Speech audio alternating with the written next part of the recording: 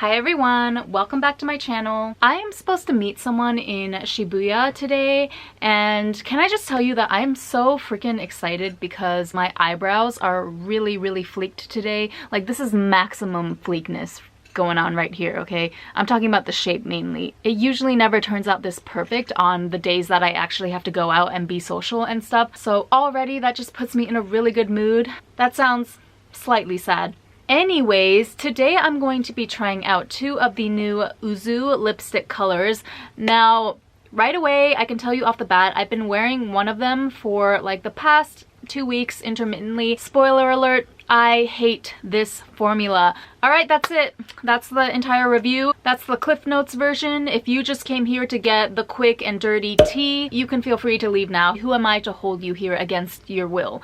No, but seriously, it just seems like a lot of the makeup that's been coming out in Japan recently has been getting really rave reviews from other channels. I promise I'm not giving these things a bad review just for the sake of having a different opinion from everyone else, but I think it just goes to show how different and personal makeup is to every individual person. While I can certainly appreciate the positive points from a lot of the new trending releases that have come out, like I can see why other people would like a certain formula or a certain finish, but more often than not it just so happens that my preferences are just very particular to me, and you know, that doesn't always align with what everyone else or the majority of people are looking for. So anyway, I don't want to dilly-dally for too long. Let me just show you the packaging. Same egg carton packaging and design as their new glosses that came out, which I also really didn't like. They were too sticky and like constricting for me. I felt like they were shrinking on my lips and, you know, pulling in, giving me that really tight, taut feeling. Lack of breathability and flexibility that I find so important in my lip products. Yeah, if you missed that review, you can feel free to check it out here. But now let's move forward with these lipsticks. So this is the design. It's just a completely clear acrylic case. At first I wasn't really impressed with it in a lot of the promo pictures, but it does feel pretty nice when I actually hold it in my hand. Like it's not too heavy, not too light, and the acrylic feels really nice and sturdy. I think on the whole I'm just a fan of more like rounded edge designs. So the fact that this is kind of a sharp rectangular shape, it's not my favorite, but it's not horrible. It definitely stands out from the crowd. Kind of makes me think of like glass elevators in skyscrapers and such. I don't know, maybe that's a reach. Anywho, this is the number +3 Coral Pink.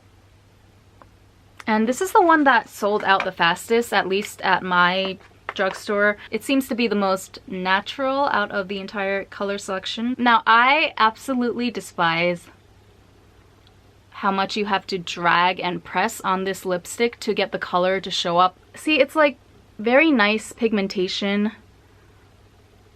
This color in particular is really universally flattering, I think. But the lipstick formula itself, it's just really like stiff and it's not glidey at all, which is my personal preference for lipsticks. I don't like to put too much pressure on my lips because I feel like they're already wrinkled enough. Why exacerbate the problem, right? With that being said, I totally understand why they formulated it this way. I have to say that it does look really nice and sophisticated, I guess. There's definitely something appealing about just having a really thin, clean, crisp application, almost like a matte lipstick, except as you can see the finish of this formula is not matte. It's actually like a semi-sheen, semi-gloss type of thing. But I mean, I feel like you could achieve the same effect with a regular old lip stain or liquid lipstick. I would just personally rather work with a liquid formula and use like a brush or felt tipped applicator to apply the color. That way I feel like you minimize the damage. I just don't like the idea of using this every day and having to drag this formula. I don't need any more premature aging in my lips. Thank you very much. Now I'm going to open up -2. This is a brown cream semi-matte.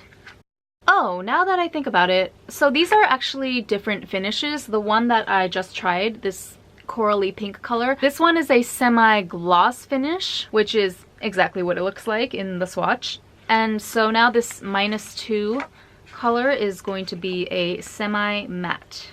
They have these little papers in here with instructions on how to apply a lipstick, I guess. Like, nobody knows how to do that. 3ミリぐらい繰り出してお使いください。出しすぎると折れることがあります。Japanese makeup brands, ever militant about instructions. Alright, -2. That's what the bullet looks like. This is supposed to be a semi-matte, but it's interesting that the bullet itself is still kind of shiny. That literally looks like a semi-gloss to me. It looks like the exact same type of formula as the first color.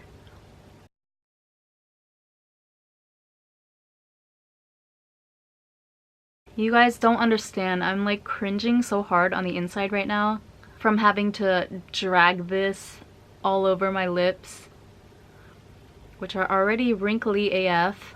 I don't know if you ever noticed, but if I get close to the camera like this, you can see there's a ton of lines in my lips. I don't necessarily think it's all because of aging per se. It's more just the fact that when my lips are relaxed, they just kind of bunch together like this. See?